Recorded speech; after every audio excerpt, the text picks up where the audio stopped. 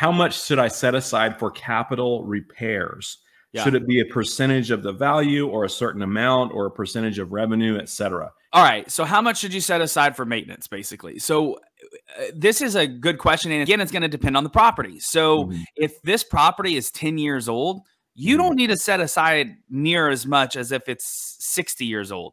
If it's 60 years old, you need to be putting back quite a bit, unless you've replaced a lot of those mechanicals, because it's going to go down. You're going to replace sewer lines. You're going to replace plumbing. You're going to start updating electrical.